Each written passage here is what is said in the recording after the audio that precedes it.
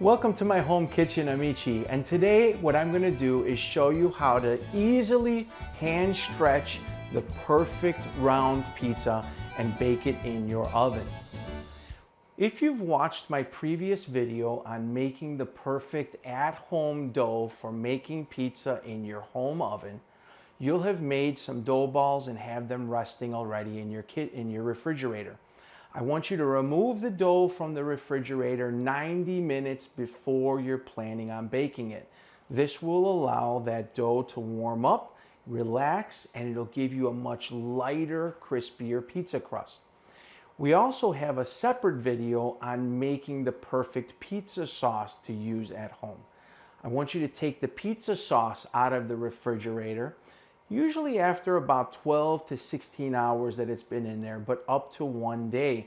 Take the sauce out of the refrigerator at the same time that you remove your pizza dough and it'll be just fine. This will give you enough time to prepare all the rest of your ingredients, shred your mozzarella, everything else that you're going to need, and it'll have you at this point right now. In order to stretch dough, if you've never done this before, or if you're constantly saying, I start to stretch my dough and I get all these weird, unusual shapes, it comes out every shape except for round, I'm going to give you some really awesome tips on how to stretch that dough really easily.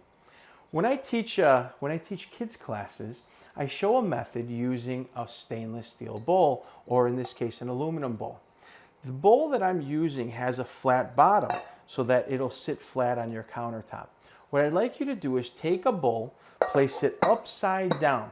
I'm going to take some olive oil and I'm going to place it just in the center of the bowl on the flat spot like this.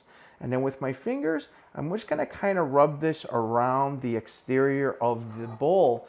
This is going to create a non-stick surface so that it's very easy for you to lift the dough up and get it to where it needs to go. The idea is that we're going to spread the dough in a nice uniform layer so it's the same thickness in the middle as it is on the edges. Everything else will come together. I promise you this is going to be the greatest method that you've ever tried. Now, my dough is sitting inside a box. If you watch the video, you might even have your dough inside an individual container with a lid on it. I'm going to go ahead, I'm going to take my dough out of the box. I'm going to use just a little bit of flour to remove the dough, and I'm going to have this beautiful, nice dough ball that's been out for about 90 minutes now at this point. When we stretch pizza dough, it's really important to remember that the outside area of this dough ball is actually going to be the bottom of our pizza crust. The reason being is that this outside exterior edge has a little bit drier surface than the part that's underneath that's a little bit more humid. This is the part that was touching the box. When we get this to the point that we're going to slide the pizza from the pizza peel directly onto our stone, in my case, we're going to bake on a pizza steel today. It'll give you a really good guarantee that it's going to come off the peel and go into the oven. So we always want to make sure that the top of the dough ball is the bottom of the pizza crust. You're going to need to pay attention. The way that I'm going to do this, I'm going to make sure that it's the bottom. I'm going to take the part of the dough that was touching the inside of the box and I'm going to put it face down on top of the bowl. So now that I know that the part that I'm touching or my fingers are touching is going to be the outside area, it's also going to make sure that I don't have a lot of oil on the crust and it'll help it slide again. Now, my hands have a little bit of olive oil on them, right? And this is going to ensure that my surface is non-stick. What I'm going to do is I'm going to start to press this dough onto the flat portion of the bowl. Now, when we start pressing this onto the flat portion of the bowl, you'll start to notice that all by itself, the dough is really round. It's already got this raised outside edge, which we call the cornicione, that's not disturbed. And little by little, it's starting to go down the edges of the bowl all by itself. This is probably already better than whatever method you've been using previously. We never want to use a rolling pin. So if you have that in your head, get it out right away. We want to do this by hand because all of the air bubbles that we've retained, I can see that there's those bubbles right here, and this dough is looking fantastic. I'm gonna keep moving the bowl around so that now that my interior here, the middle part, is nice and uniform flat, by using the bowl method, it won't be super thin in the middle, and we won't have a lot of excess dough on the exterior either. All I have to do now is just take my hands and just start pushing the dough down the sides of the bowl. I'm just pressing into the middle so that my hands are making contact with the bowl. I'm not pushing down. This is happening because of that little lubrication that we did with the olive oil on the bowl. As soon as my dough gets to the bottom of the bowl, this is the point that I'm going to stop. I can see that now on this edge it started to go, but I have a little bit left to go on this area. So what I'm going to do is I'm going to just press from the middle down the sides here, and this will continue to press the dough to the bottom layer, very nice and even and uniform.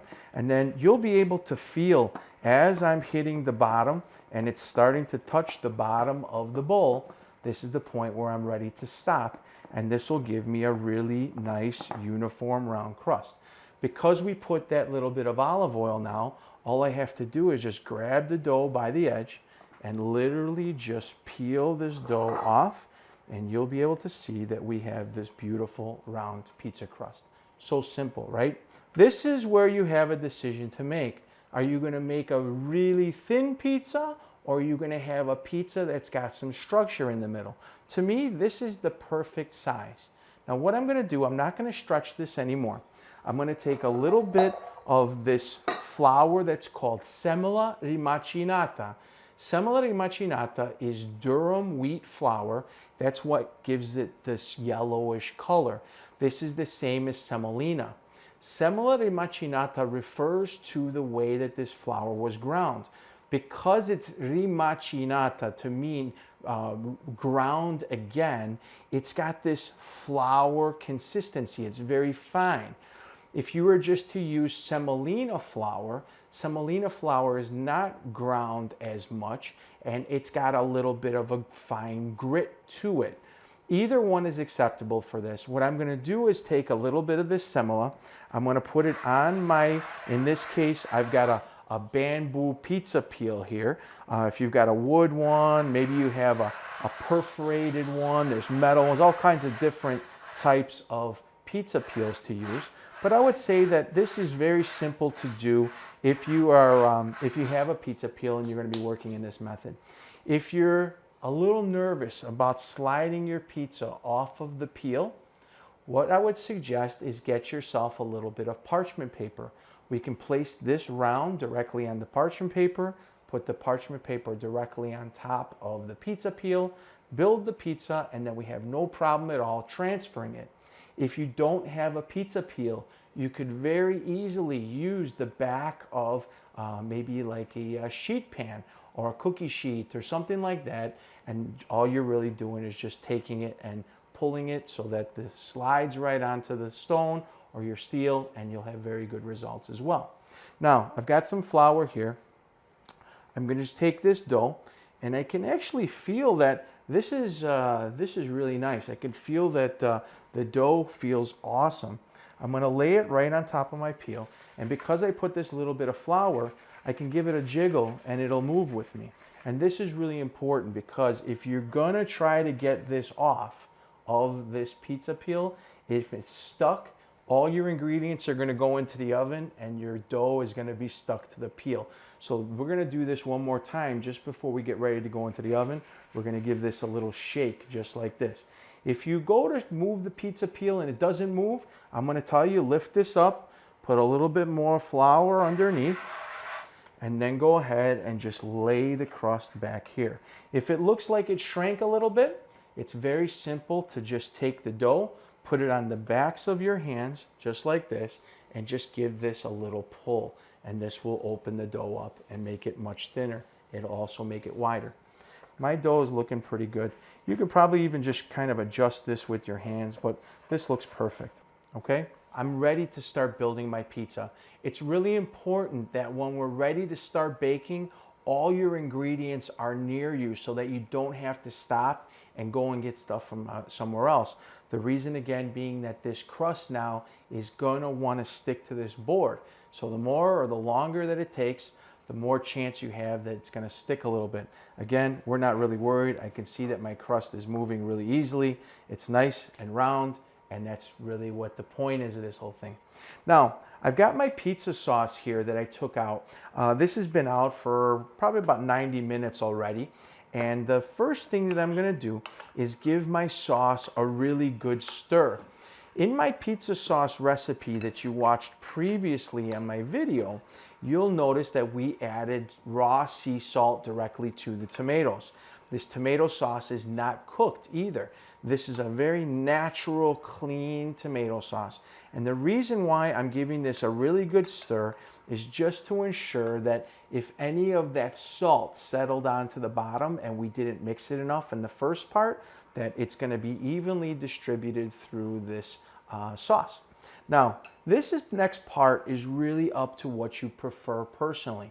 I really don't want to have too much sauce on top of this pizza because I want a really good balance. I'm using just a regular tablespoon here, but I'm going to put a couple spoonfuls of this sauce right directly in the center. I'm going to make sure that I don't drip sauce anywhere off the base of the crust. The reason being, if we get anything wet on this surface, the pizza crust will stick to the board and you'll have a lot of problems releasing it. I'm going to take my spoon, and I'm not using anything special here, not a ladle, I'm just using a spoon. I'm going to press down directly in the middle and just kind of give this a rotation back and forth all the way around, and this will spread really nice and even. I'm just going to keep spreading this around, and you'll see that this, for me, is the perfect amount of sauce for this pizza. Again, we shouldn't be overpowering this pizza crust with tomato sauce or even mozzarella. When I go and apply the mozzarella as well, I want to make sure that I've got a nice uniform coat, but I always want to make sure that I can see the tomato sauce peeking through the bottom. I've got fresh basil inside of my sauce. I really love the flavor of basil. I can even go ahead and maybe get another leaf of fresh basil just like this, squeeze it with my hand, and then just kind of hand tear this on top of the crust here as well. If you like to use hard cheese, I can get myself some Parmigiano Reggiano. I always love the flavor of Parmigiano. I love the flavor of Pecorino Romano. But I think that in this type of pizza, very classically, a bit of Parmesan would be awesome. This is Parmigiano Reggiano, 24-month aged. It's got the right rind, right, that shows that this physically came from the region of Emilia-Romagna, and it's certified as being the real stuff. We can take the wrapper just like this. I can grate a little bit of this Parmigiano right on top of the sauce. I like to bake this, put this Parmigiano right on top of the sauce because it'll give me the flavor of the Parmigiano.